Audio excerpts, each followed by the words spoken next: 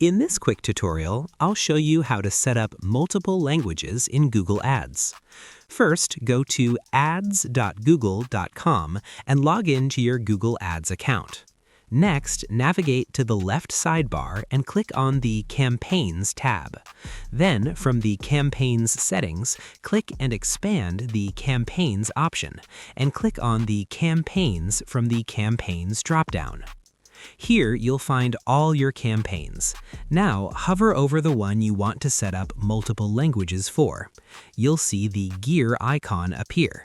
Click on it to edit the campaign settings. Now, in the campaign settings, scroll down until you find the Languages option. Click and expand it.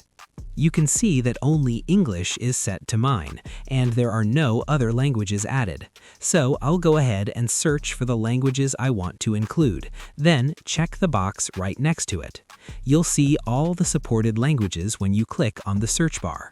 Look for the ones you want to include, select them, and click Save. Now you can see those languages have been added to your Languages section.